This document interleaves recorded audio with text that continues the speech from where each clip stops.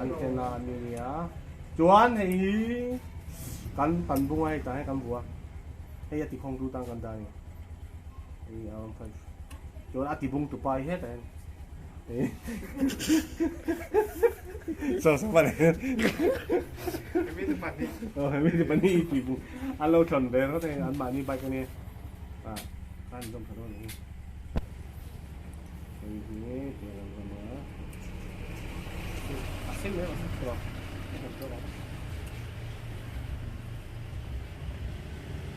hey, to be quick. We have to be quick. Quick.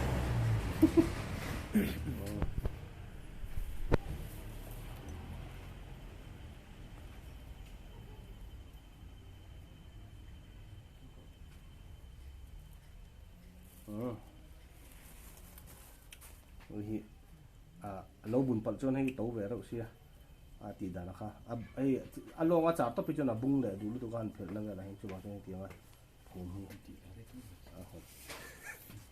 hot ra đi không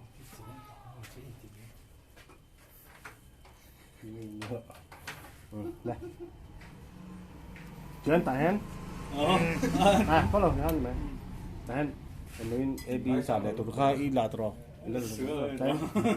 AB cái này nè AB phone làm bằng hay này đây là trả lại ba bộ sĩ là cái này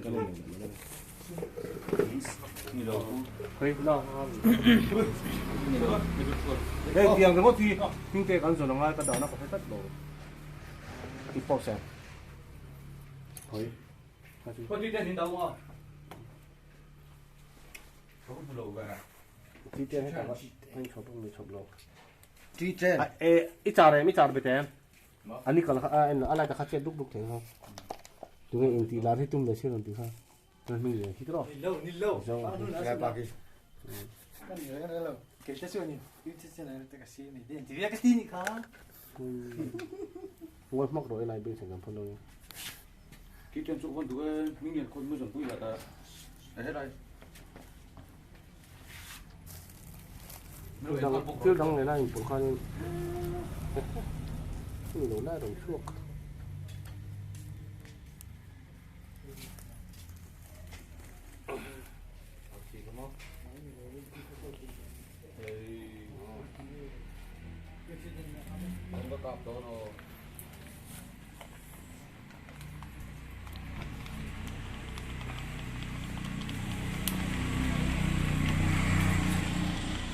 cái tư tưởng em mà đi phần lại các kìa cái tư tưởng ta còn không có này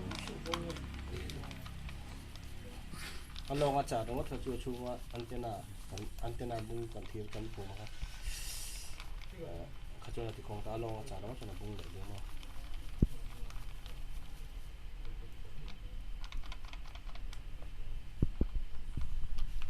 mình thấy phiền thì quên mình hiểu Khâu số là cái chart số.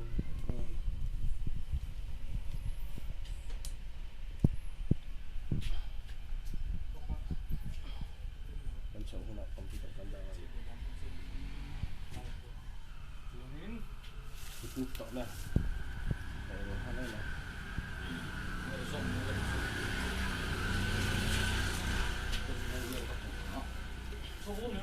Thì rồi này chứ chắc là không chứ rồi. Tất cả đi rồi. Thật rồi.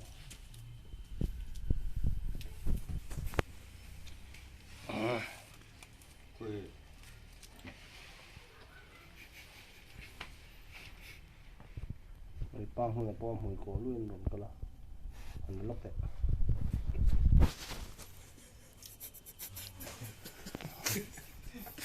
Giờ đón xuống rồi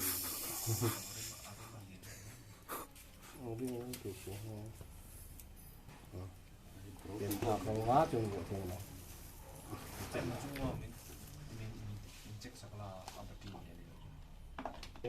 họ còn anh nó ship hết rồi cái này thì đúng là online khác chung tốt sợ